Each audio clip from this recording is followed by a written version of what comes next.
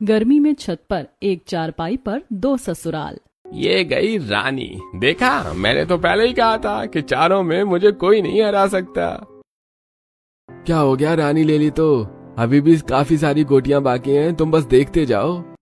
इन्हें देखा तो मुझे इनका बचपन याद आ गया। याद है भाभी, कैसे दोनों बचपन में इसी तरह कैरम खेलते थे। हाँ, और वो दिन याद है जब प्रदीप जीत गया था तो सतीश कैसे पैर पटक पटक कर रो रहा था।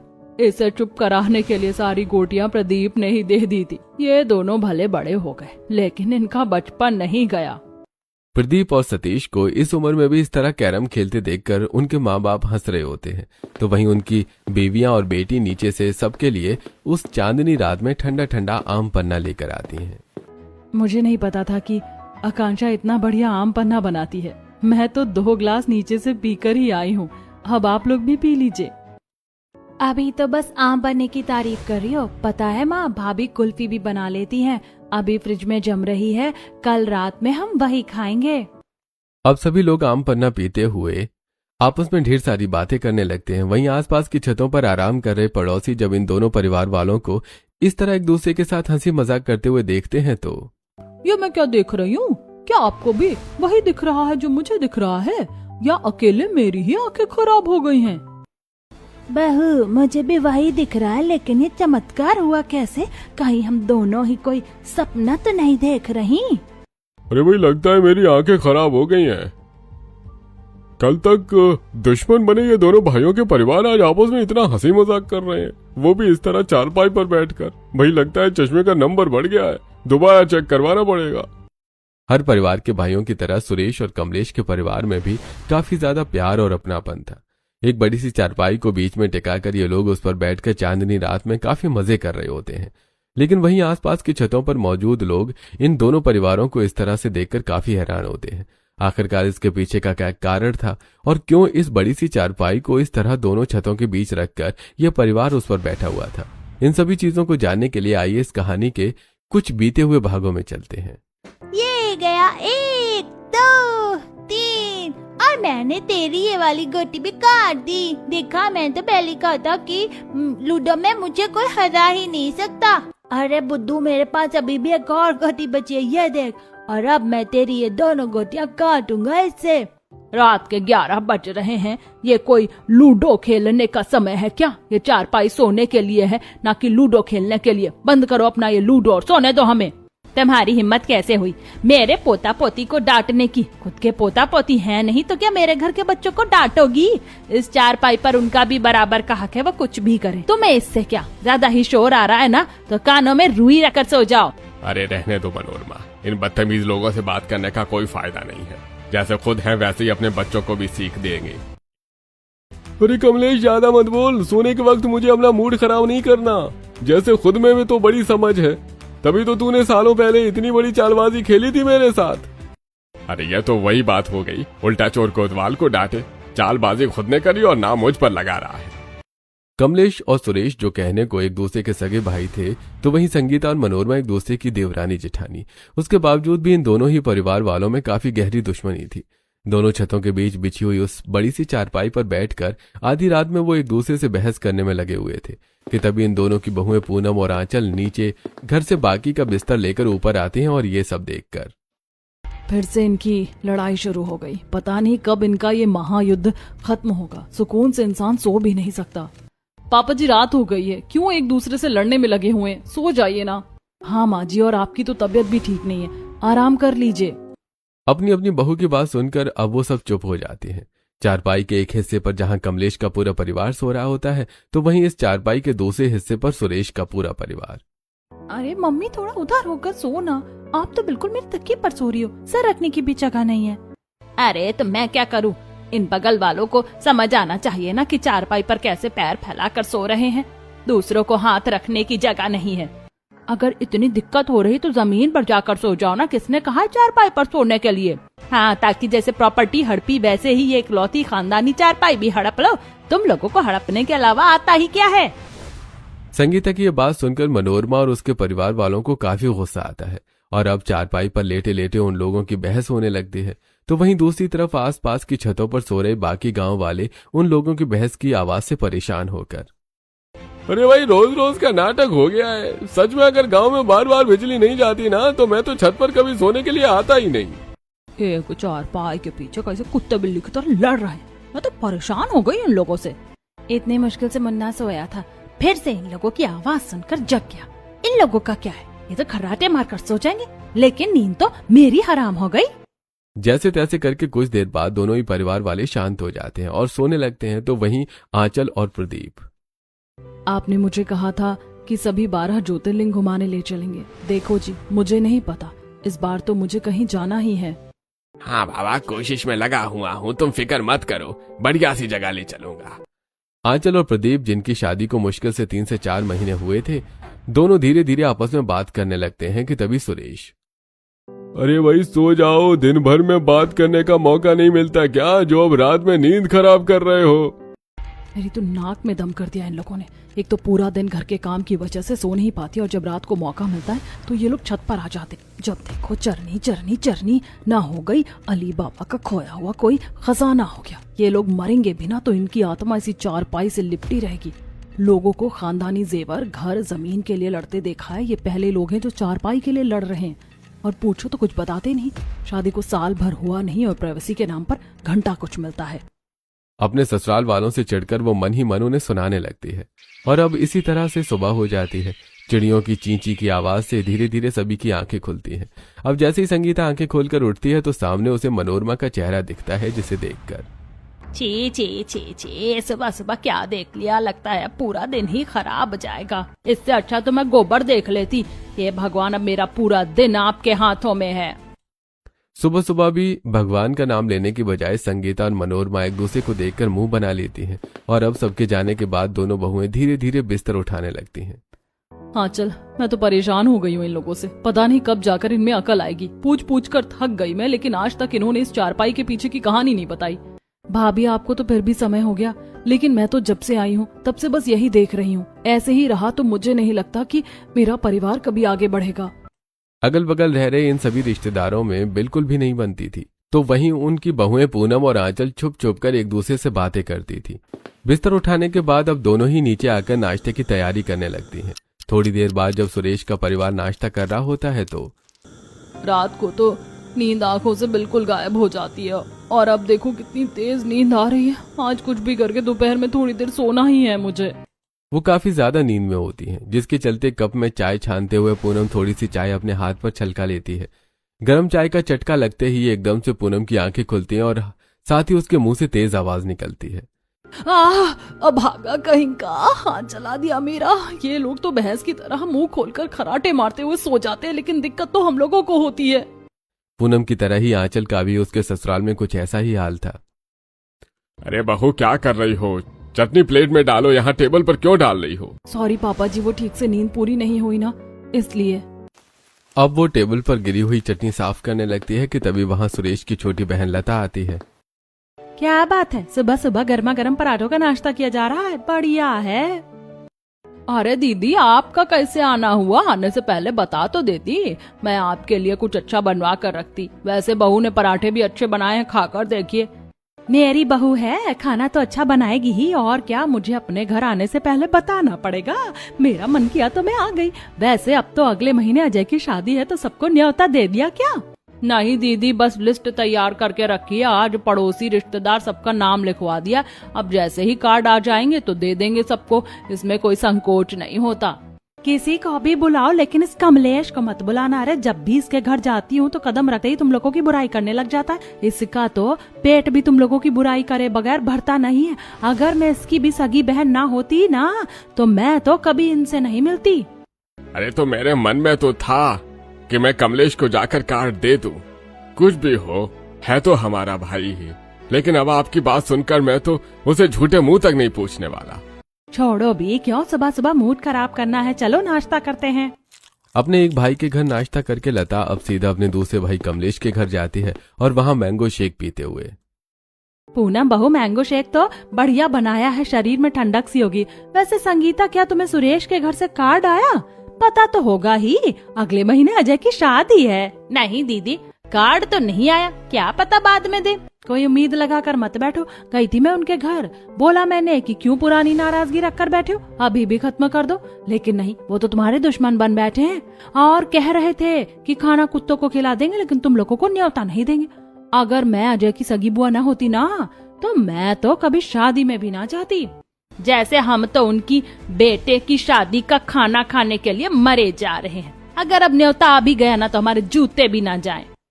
कहने को लता सुरेश और कमलेश की सगी बहन थी, लेकिन अपने भाइयों के बीच हुई लड़ाई को खत्म करवाने की बजाय लता उसमें घी डालने का काम कर रही थी। आखिरकार उसके पीछे क्या कारण था, इन्हीं चीजों को जानने के लिए आइए कहानी में आगे बढ़ते हैं। चलो, अपना सारा काम खत्म कर दिया, रूम भी लॉक कर दिया, अब आराम से बैठकर अपनी फेवरेट वेब सीरीज देखूंगी। रूम का गेट लॉक करके तन्वी वेब सीरीज देखने के लिए अपना लैपटॉप खोल ही रही होती है कि तभी तन्वी की मां ममता तन्वी के कमरे का दरवाजा खटखटाने लगती है। जैसे ही तन्वी दरवाजा खोलती है तो बेटा हद है, घर में सिर्फ तू और मैं ही तो हैं, फिर भी तू दरवाजा बंद करके बैठी है। अगले महीने तेरी शादी है, तुझे कोई चिंता है या नहीं? चल मेरे साथ, तेरी हल्दी मेहंदी के लिए कपड़े खरीदने हैं आज। अब इतनी गर्मी में कौन बाहर जाएगा? अरे बेटा, तो कपड़े थोड़ी ना घर बैठे बैठे आ जाएंगे, बहुत सारी तैयारी करनी है। चल, शादी का लहंगा तो ससुराल वालों की तरफ से आएगा और हल्दी मेहंदी के कपड़े वो तो मैं ऑनलाइन मंगा लूंगी। आप जानती हो ना कि मुझे ज्यादा भीड़ वाली जगह पसंद नहीं है, मुझे अकेले रहना अच्छा लगता है। इतना कहकर तन्वी कमरे का दरवाजा बंद करके वापस अपने लैपटॉप में वेब सीरीज देखने लगती है। दरअसल उसे थोड़ी प्राइवेसी और अकेले रहने की आदत थी। इसी तरह दिन गुजर जाते हैं और आज तन्वी गुस्से से अजय को कॉल करती है। अजय, मैं तुम्हारी प्रॉब्लम समझती हूँ कि तुम गांव में रहते हो, इसीलिए बार बार शायद नहीं आ सकते मुझसे मिलने के लिए, लेकिन एटलीस्ट कॉल तो कर सकते हो ना। हर बार मुझे ही कॉल करना पड़ता है और उस पर भी तुम ठीक से बात नहीं करते। कहीं तुम्हारा गांव में किसी लड़की के साथ चक्कर तो नहीं चल रहा? ऐसा नहीं है, तुम गलत सोच रही हो। वो तो बस यहाँ नेटवर्क प्रॉब्लम है ना। अरे नेटवर्क प्रॉब्लम है तो छत पर जाकर बात करो ना। अरे वो छत पर काफी बंदर होते हैं ना, इसलिए नहीं जाता। मैं गांव का तो तुम्हें पता ही है, पर अब मैं पूरी कोशिश करूंगा। क्या बताऊं, दिन भर तो काम करता हूं और रात में ये लोग छत पर चारपाई के लिए महायुद्ध करते हैं। ऐसे में कैसे ही बात करूं मैं तन्वी से? अजय ने अब तक तन्वी को अपने परिवार और चाचा के परिवार में हो रही चारपाई को लेकर लड़ाई की बात नहीं बताई थी। इसी तरह कुछ दिन और गुजरते हैं और तन्वी शादी करके गांव में अपने ससुराल आ जाती है। अब तो उनके कार बहू आ गई, लगता है ये लोग भी इससे उसी चारपाई पर सुलाएंगे। पता नहीं चारपाई ना हो गई, कोई कोहनूर का हीरा हो गया। शादी की छोटी मोटी रस्मों के बाद तन्वी सीधा अपने कमरे में चली जाती है। थोड़ी देर में अजय भी कमरे में आ जाता है, तो वहीं बाकी परिवार वाले हर रोज की तरह छत पर सोने के लिए जाते हैं। बेशर्म, कितने रोज रोज मुंह उठाकर आ जाते हैं चारपाई पर पैर फैलाने के लिए। सब कुछ तो लूट लिया, एक चारपाई थी उस पर भी कब्जा करके बैठ गए। चोर खुद हैं और चोरी का इल्जाम दूसरों पर लगा रहे हैं। हर रात की तरह आज भी दोनों ही परिवार वाले एक दूसरे को ताना देने से बाज नहीं आते। तो वहीं दूसरी तरफ नीचे कमरे में आराम से सो रही तन्वी की एकदम से बिजली जाने की वजह से आंख खुल जाती है। अजय, ये बिजली क्यों चली गई? कितनी गर्मी लग रही है, जनरेटर ऑन कर लो ना। अरे हमारे घर में जनरेटर नहीं है और पता भी है कितना महंगा आता है। इतना महंगा जनरेटर कहाँ से लाएंगे हम? कमरे की खिड़की खोल लेता हूँ, थोड़ी बहुत हवा आएगी तो तुम सो जाना आराम से। गर्मी की वजह से रात भर ठीक से तन्वी को नींद नहीं आ पाती। वो वहीं अगले दिन जब तन्वी नहा धोकर तैयार होकर बाहर आती है तो छत पर बिस्तर रखे हुए, एक काम करो तुम उठाकर ले जाओ, मैं तब तक नाश्ते की तैयारी कर लेती हूँ। संगीता की बात सुनकर तन्वी जैसी छत पर जाती है तो दो छतों के बीच इस तरह एक बड़ी सी चारपाई और उस पर ढेर सारे बिस्तरों को देखकर तन्वी काफी हैरान होती है। ये क्या है? गांव में लोग छत पर सोते हैं, ये तो पता था, लेकिन इस तरह दो छतों पर एक चारपाई कौन डालता है? और भला इतनी बड़ी चारपाई बनवाने का क्या मतलब है? अब वो सारे बिस्तर समेटने लगती है कि तभी वहां मनोरमा की बहू पूनम भी बिस्तर लेने के लिए आती है। ये वाले बिस्तर हमारे हैं। तुम तन्वी हो ना? मैंने देखा था तुम्हें जब तुम्हारा गृह प्रवेश हो रहा था। मैं तो घूंघट में थी, मुझे तो कुछ पता ही नहीं चल रहा था। वैसे हमारा परिवार एक साथ चारपाई पर सोता है। गांव वालों में तो काफी एकता है, लेकिन ये चारपाई इस तरह दोनों छतों के बीच में क्यों है? इससे पहले पूनम कुछ कहती कि तभी पूनम की सास उसे आवाज देने लगती है। फौरन पूनम चली जाती है तो वहीं तन्वी भी बिस्तर लेकर नीचे आती है। बाहू, बिस्तर लाने में इतना वक्त कैसे लग गया? माँ जी, वो वहाँ पड़ोसन मिल गई थी तो उसी से बात कर रही थी। आज तो तूने उन लोगों से बात कर ली, आइंदा मैं देख ना लूं, वरना मुझसे बुरा कोई नहीं होगा। संगीता का ये रवैया तन्वी को बिल्कुल भी समझ नहीं आता। अब इसी तरह से रात हो जाती है और जैसे ही तन्वी कमरे में सोने के लिए जाती है कि तभी उसकी नंद, अरे भाभी कमरा क्यों बंद कर रही हो? सोना नहीं है क्या? सोना है तभी तो कमरा बंद कर रही हूँ। कल तो आपकी शादी की पहली रात थी, इसलिए चलिए आज से आपको भी हमारे साथ छत पर ही सोना होगा। वो उसे छत पर ले जाती है जहां तन्वी देखती है कि ससुराल वाले इस चारपाई पर बिस्तर लगाकर सोने की तैयारी कर रहे हैं। आ गई तू, मैंने इस तरफ तेरा बिस्तर लगा दिया, आराम से सो जाना। माँ जी ये आप क्या कह रही हैं? मैं यहाँ छत पर इस तरह सोऊंगी, वो भी ऐसी चारपाई पर जो आधी इस छत पर और आधी उस छत पर है। मुझे इस तरह सोने की आदत नहीं है, मुझे प्राइवेसी चाहिए।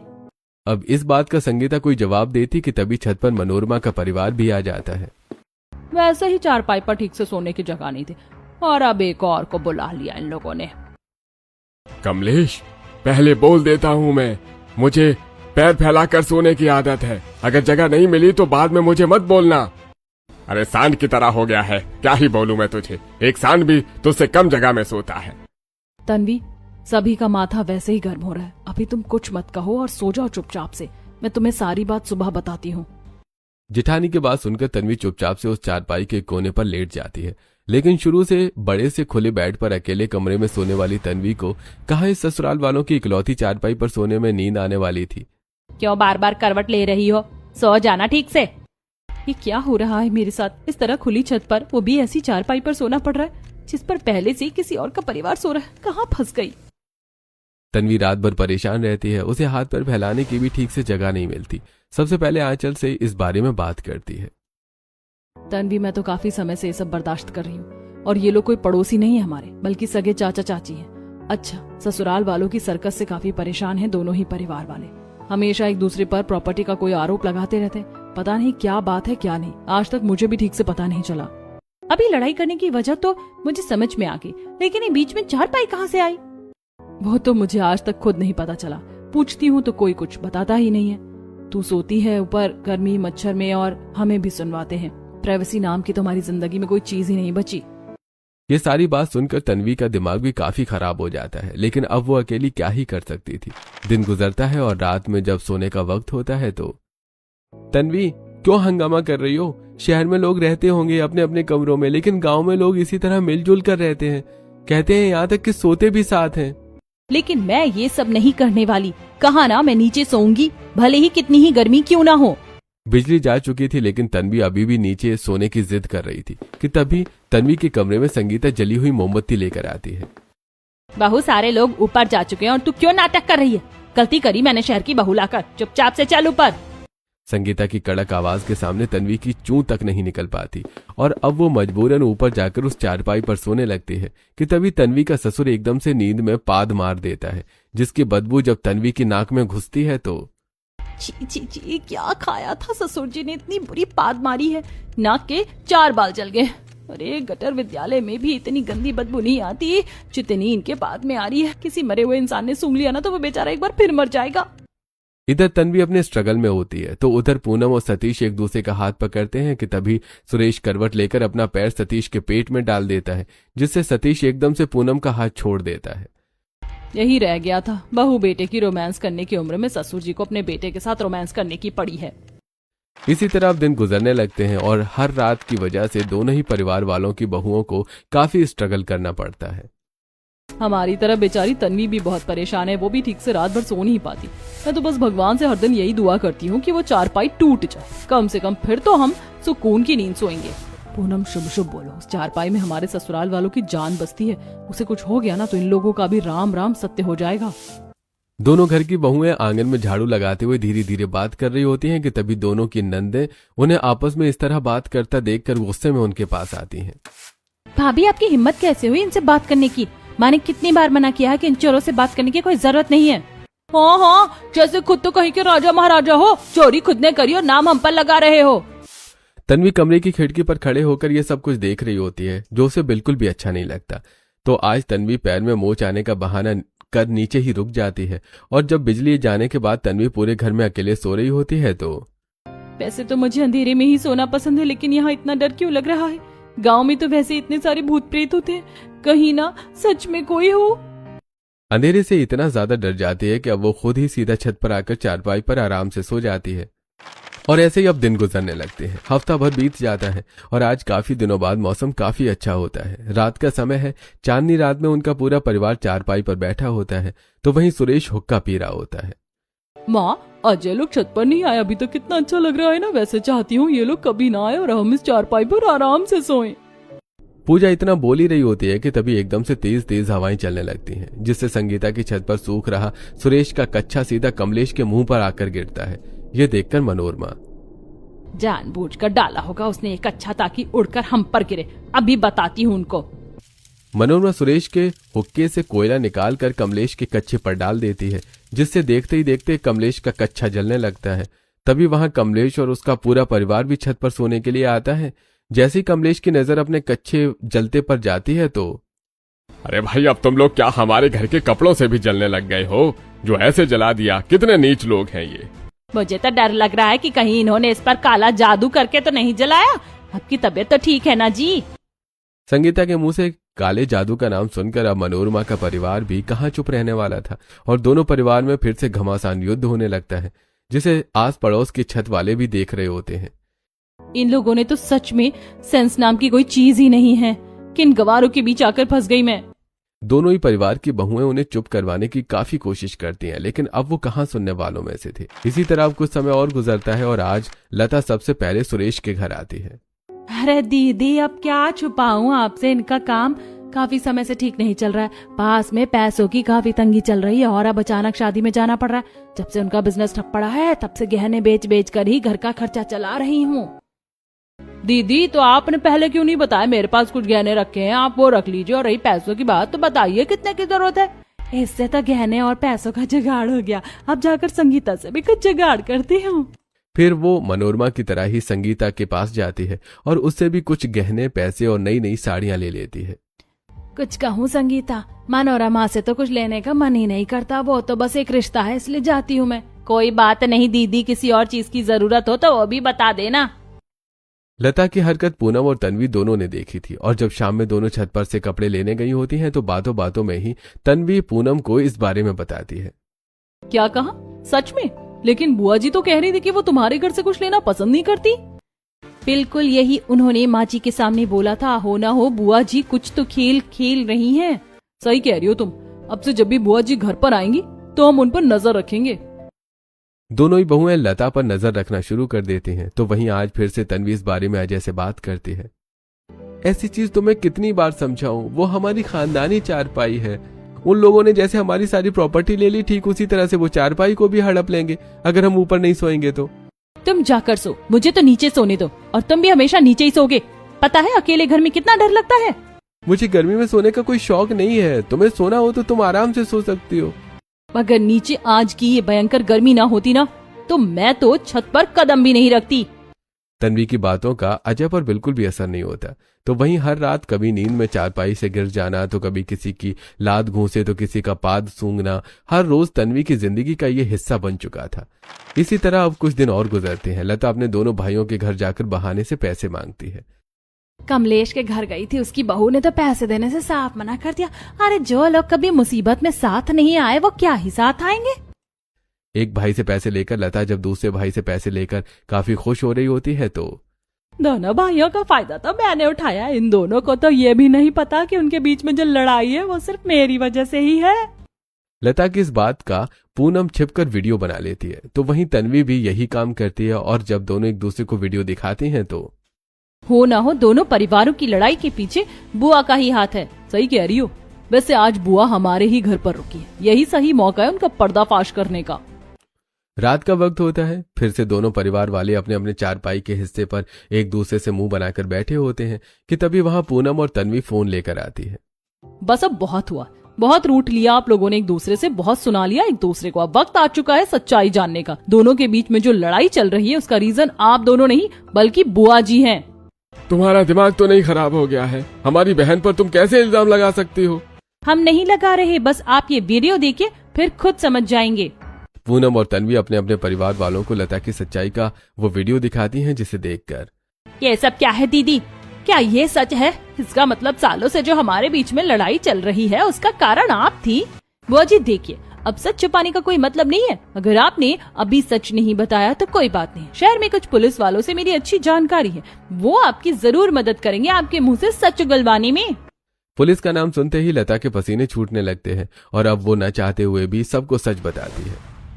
मैं ये सब नहीं करना चाहती थी, लेकिन इसके पीछे मजबूरी थी। बाबा ने 3-3 औलादे होने के बावजूद भी तुम दोनों के बीच में ही जायदाद का बंटवारा किया था, जो मुझे बिल्कुल भी पसंद नहीं था।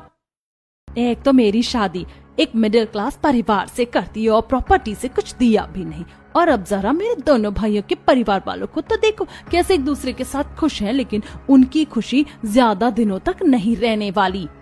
लता सिर्फ अपने फायदे के लिए शहर से एक काफी अच्छे वकील को हायर करती है, जो कमलेश और सुरेश के कम पढ़े लिखे होने का फायदा उठाकर नकली जायदाद के पेपर बनवाता है, जिन्हें लेकर लता अपने दोनों भाइयों के पास जाती है।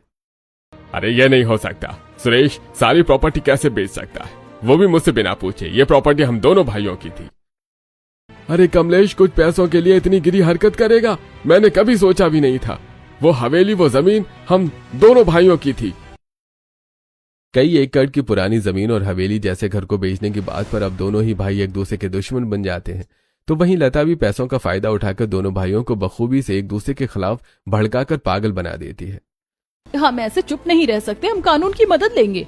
कोई फायदा नहीं है कानून की मदद लेने का, मैंने खुद सुरेश के मुंह से सुना था। इन लोगों ने कुछ गुंडों से भी बात कर रखी है। अरे क्यों जमीन घर के चक्कर में अपने परिवार पर इतनी बड़ी मुसीबत ला रहे हो?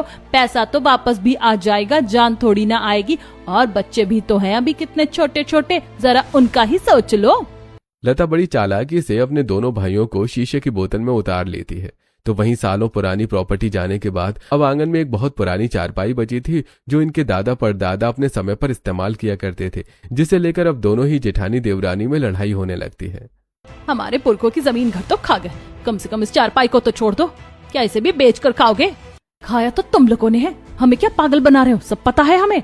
अरे क्यों लड़ रहे हो? एक काम करो, इस चारपाई को छत पर ले जाओ। नीचे तो रात में गाय वगैरह आती हैं, छत पर ही सही है। हमारी छत तो काफी छोटी और इतनी बड़ी चारपाई छत पर कैसे आएगी? अरे तो आधी चारपाई इस छत पर और आधी उस पर कर लेना, क्या दिक्कत है?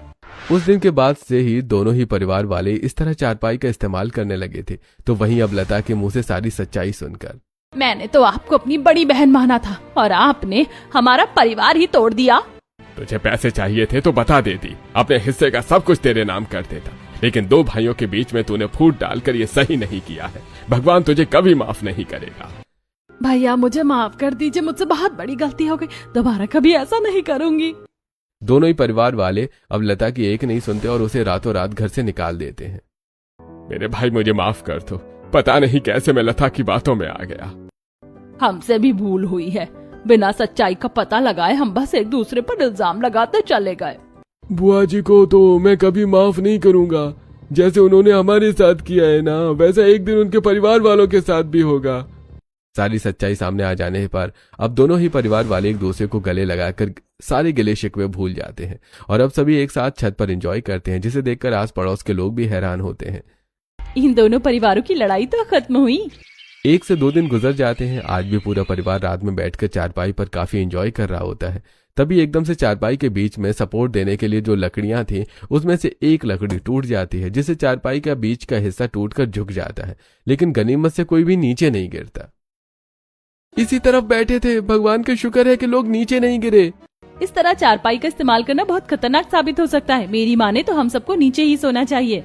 बहू नीचे सो तो जाए, लेकिन गर्मी भी तो बहुत है। पहले तो हमारे ऊपर सोने का यही कारण था कि अगर हम में से कोई एक परिवार एक रात भी ऊपर नहीं जाएगा सोने के लिए, तो दूसरा परिवार चारपाई पूरी हड़प लेगा। लेकिन अब तो ऐसा नहीं है, पर गर्मी का क्या करें?